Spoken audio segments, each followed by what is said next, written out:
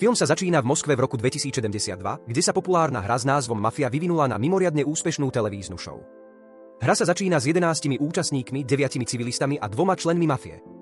Súťažiaci musia hlasovať za tých, ktorých podozrievajú, že sú členmi mafie. A po každom kole si mafia môže vybrať civilistu, ktorého chce eliminovať. Víťazný tím získa $1 miliardu, ktorú si musí rozdeliť s preživšími súťažiacimi. Medzi tým tí, ktorí sú eliminovaní, budú vystavení svojim najlepším strachom v simulácii a čeliť hroznej smrti.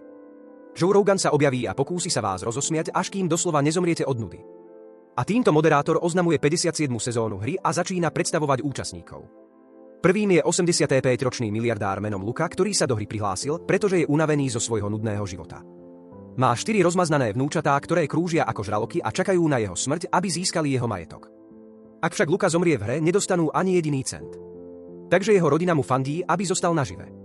Ďalším hráčom je 38-ročný muž menom Eli, ktorý tvrdí, že nemá čo stratiť po tom, čo mu diagnostikovali rakovinu, ktorá ho zabije o 3 mesiace. Hral hru, aby vyhral peniaze pre svoju rodinu napriek prosbám manželky, aby posledné dni strávil s nimi. Moderátor potom predstaví 3. a 4. súťažiaceho, ktorí sú v skutočnosti väzni priamo z väzenia a prišli hrať, aby získali slobodu. Najmladší je 18-ročný chlapec Ivan, ktorý tvrdí, že bol neprávom obvinený. Ale druhý väzeň Butcher pravdepodobne nevinný nie je. Vyzerá ako tvrdý chlap, ktorý je odhodlaný pomstiť sa tým, ktorí mu ublížili. Po ich predstavení začnú súťažiaci hovoriť jeden po druhom, každý prisahá, že sú nevinní civilisti a nie mafia. Moderátor im potom dá 10 minút na odovzdanie prvých hlasov. A keď začne odpočítavanie, rodiny a priatelia súťažiacich nervózne sledujú svoje televízory. Hráči sa začnú hádať. Preto žena menom Marie požiada všetkých, aby prestali plytvať obmedzeným časom hádkami. Hlasuje za muža menom Kieran. A ďalší súťažiaci Peter podporí jej úsudok. Ale Butcher ju preruší a povie, že ju pozná z televíznej show, pričom odhalí, že kedysi bola slávnou baletkou.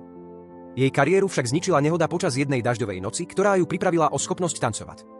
V dôsledku toho jej sláva zmizla a nemohla si dovoliť protézu kvôli ich vysokej cene, a preto vstúpila do hry. Butcher podozrieva, že Peter a Maria sú pár, ale ukáže sa, že Peter je len jej číslo 1 posadnutý fanúšik a do hry prišiel výlučne kvôli nej. Keďže títo dvaja sa očividne poznajú, súťažiaci ich začnú podozrievať, že sú mafia.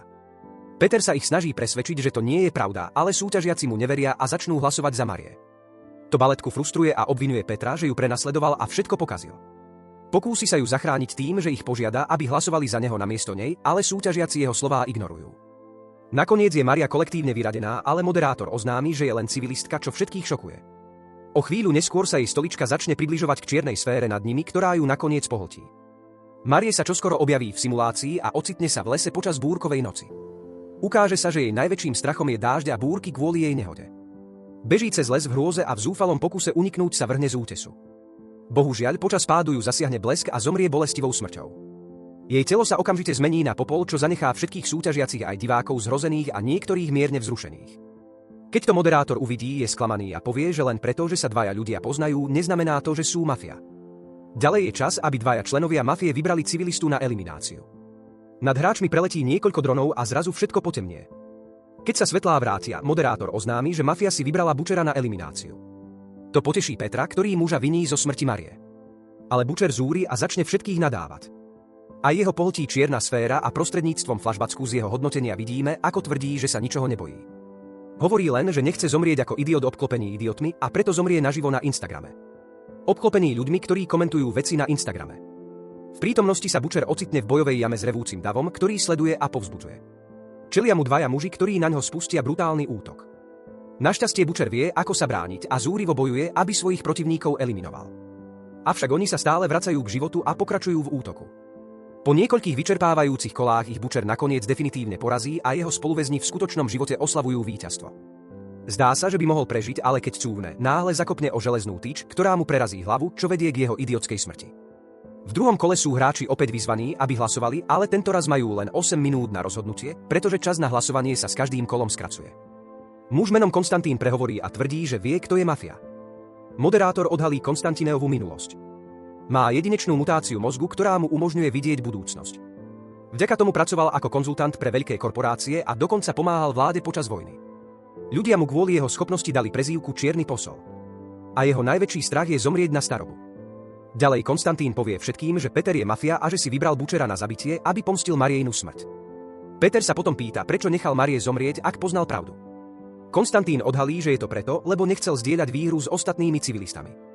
Konstantín teraz hlasuje za Petra a čoskoro ostatní súťažiaci nasledujú jeho vedenie. Peter už tiež nechce žiť, pretože po Mariinej smrti nemá dôvod. Nakoniec je vyradený, ale moderátor všetkých šokuje oznámením, že Peter je tiež civilista. Čoskoro sa stolička začne dvíhať smerom k sfére a krátko potom sa Peter prebudí uprostred rozľahlého oceánu. Toto je určite môj strach. Ukáže sa, že sa bojí vody. Tak sa snaží veslovať smerom k pevnine, ale tvorca otvorí dieru a pošle okolo neho krúžiť početné žraloky. Áno, toto je na hovno. Keď si uvedomí, že neunikne, rozhodne sa s nimi bojovať a podarí sa mu jedného žraloka zraniť zlomeným pádlem. Avšak krv rýchlo priťahuje ďalšie žraloky, ktoré sa vrhnú, aby ho zožrali. Peter teda rýchlo skočí do vody, aby plával preč, ale pevnina, ktorú videl, náhle zmizne. O chvíľu neskôr si všimne Marie vo vode a dychtivo sa k nej začne približovať, ale zrazu sa objaví obrovský žralok a zabije ho. Po návrate do hry moderátor im dovolí odovzdať ešte jeden hlas, pretože stratili 3 civilistov bez odhalenia akejkoľvek mafie. Dostanú 6 minút na rozhodnutie a stretávame sa so 45-ročným súťažiacim menom Walter, ktorý je vysoko postaveným vojenským dôstojníkom. Avšak trpí PTSD po tom, čo prišiel o všetkých svojich mužov na boisku a prišiel sem zistiť, či si zaslúži žiť alebo nie. Začne Ivanovi vyčítať, pretože pohŕda ľuďmi, ktorí neuposlúchajú zákon. Ale chlapec vysvetľuje, že je vlastne nevinný. Keď to vidí, zasiahne žena menom Laura a nazve Waltera šikanátorom. Ale starý muž naďalej Ivana obťažuje. Ukáže sa, že potom, čo Ivan ukončil strednú školu, oslávil to jedného večera so svojimi priateľmi, keď mali autonehodu. Našťastie ho zachránila tajomná žena, ale jeho priatelia zomreli. V dôsledku toho rodičia zosnulého chlapca obvinili jeho z ich smrti a vzali ho pred súd. Svedkovia tvrdili, že Ivan šoféroval, hoci to nebola pravda. A ukáže sa, že najväčší strach chlapca je zomrieť vo väzení. V prítomnosti Ivan naďalej trvá na tom, že je nevinný, ale Walter mu neverí a podozrieva, že mladý chlapec a Laura sa poznajú a sú mafia. Snaží sa presvedčiť všetkých, aby za nich hlasovali, ale toto správanie ho robí podozrivým a nakoniec dostane najviac hlasov. Moderátor však oznámi, že Walter je tiež civilista a čoskoro ho pohltí čierna sféra. On sa čoskoro ocitne vo svojom najhoršom nočnom mori, kde prichádza o svojich vojakov na boisku. Snaží sa zo všetkých síl zachrániť svojich mužov, ale tí sú zabíjani jeden po druhom, čo z neho robí jediného preživšieho. Nakoniec zúfalý Walter príjme svoju smrť a pristúpi k svojim nepriateľom, ktorí ho tiež brutálne zabijú. Týmto sa druhé kolo tiež končí. A teraz je na rade mafia, aby niekoho eliminovala. Všetko opäť potemnie. A keď sa svetlá vrátia, odhalí sa, že mafia si vybrala Lauru na zabitie.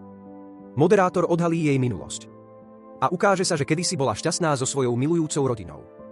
Ale jej život zničilo, keď sa stala alkoholičkou. A nakoniec jej syn tiež zomrel kvôli jej nedbanlivosti. Jej manžel ju potom opustil a ona ani nevykročila z domu 8 rokov. Jednej noci však nakoniec vyšla von a bola svedkom nehody, pri ktorej sa jej podarilo zachrániť mladého muža, ktorý nebol nik iný ako Ivan. Bohužiaľ bola podplatená veľkým množstvom peňazí rodičmi zosnulého chlapca, aby v súdnom konaní nepravdivo vypovedala, že Ivan šoféroval auto. V prítomnosti sa Laura Ivanovi ospravedlní za to, že mu zničila život, ale mladík ju prekvapivo odpustí. Je vďačný, že konečne pred svetom povedala pravdu a dokázala jeho nevinu. Moderátor hovorí, že nikoho to nezaujíma. O chvíľu neskôr moderátor oznamuje, že Laura je tiež civilistka a čoskoro ju pohltí sféra. Ukáže sa, že jej najväčší strach sú výšky a čoskoro sa ocitne v lietadle. Lietadlo smeruje do búrky, kde sa oblaky začnú vyvíjať do chápadiel, ako by boli živé. Mám tušenie, že jej strach nie je z výšok. Nakoniec vetry zatlačia lietadlo do hurikánu a to sa zrúti, čo spôsobí, že Laura stratí život. Z Lauru preč zostáva už len 6 hráčov a ani jeden člen mafie nebol odhalený. V ďalšom kole majú hráči 4 minúty na výber ďalšej osoby, čo medzi nimi vytvára napätie. Kieran verí, že mafiou je Ivan, argumentujúc, že pravdepodobne vedel pravdu o tom, že ho Laura rámovala, a preto si mafia vybrala ju na elimináciu. Avšak dievča menom Kate nesúhlasí a hlasuje za vylúčenie Konstantina, pretože skôr falošne obvinil Petra z toho, že je mafia. Ku prekvapeniu všetkých sa Konstantín nebráni a povie Kate proroctvo, v ktorom musí ísť smerom k trojuholníkovému tvaru, keď už nebude mať kam uniknúť. Hlasovanie sa čoskoro začne a súťažiaci rozdelia svoje hlasy, ale všetci sú ohromení, keď vidia, že Konstantín hlasuje za seba. Ukáže sa, že v histórii tejto hry sa nikto nikdy predtým nehlasoval za seba až doteraz. Po jeho vyradení moderátor oznamuje, že Konstantín je v skutočnosti mafia, čo všetkých šokuje a prináša im úľavu. Čoskoro je, rovnako ako ostatné obete, odvedený k čiernej sfére. Konstantín sa čoskoro ocitne na schodisku, kde narazí na muža, ktorý ho osloví dedo, čo ho urazí. Potom sa pozrie do zrkadla a je zdesený, keď vidí, ako rýchlo starne. Muž sa s každým pominutým okamihom naďalej oslabuje, až nakoniec skolabuje na zem. Pred smrťou sa však Konstantín náhle začne smiať a vykrikovať, ako úspešne zmenil priebeh svojej hry. Ukáže sa, že jeho strach nie je zomrieť na starobu. V skutočnosti je to jeho najväčšia túžba. Napriek tomu je mŕtvy a nedožil sa staroby. Moderátor sa však jeho slovami nezaoberá a pokračuje v hre, v ktorej mafia musí teraz vybrať niekoho na elimináciu. Všetko opäť potemnie a keď sa svetlá vrátia, moderátor oznamuje, že vybraným je Ivan. Kate je z toho veľmi smutná za mladého chlapca, ktorý mal pred sebou celý život.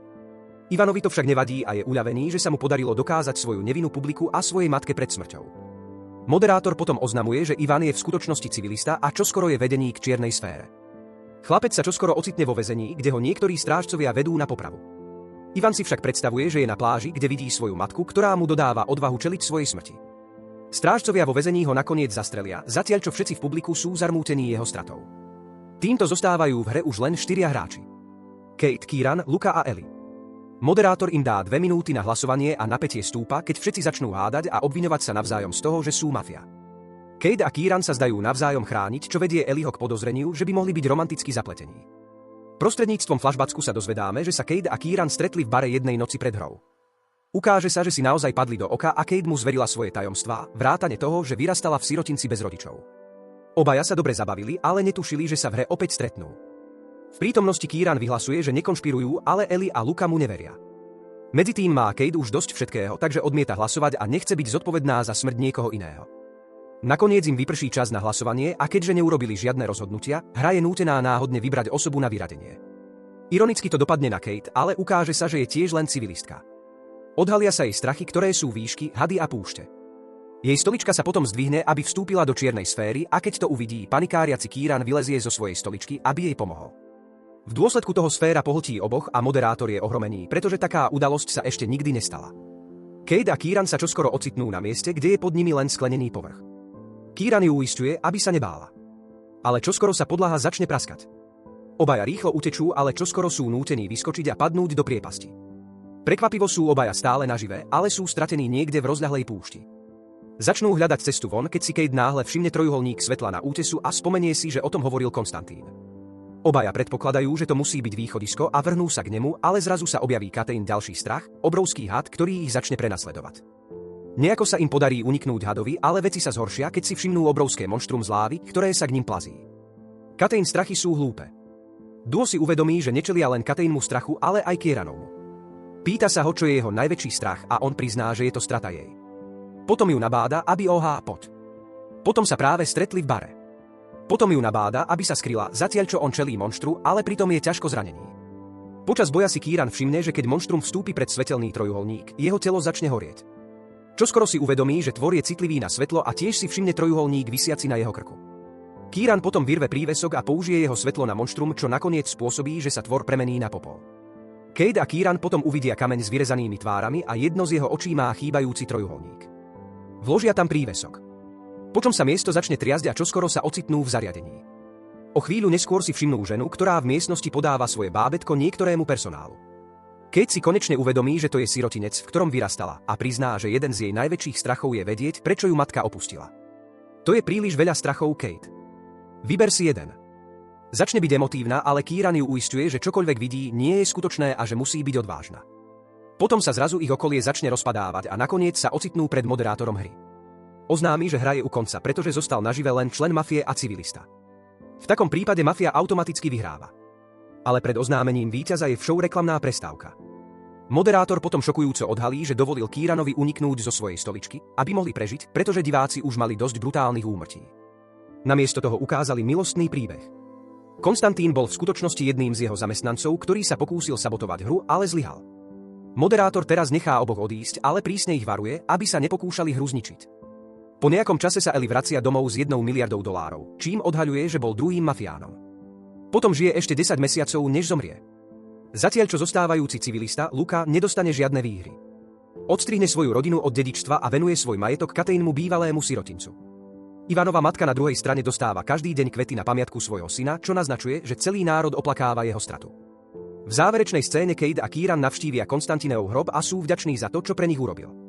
Film končí tým, že sa Kieran prihlási do ďalšej sezóny hry, odhodlaný zničiť mafiu a konečne ukončiť smrteľnú súťaž.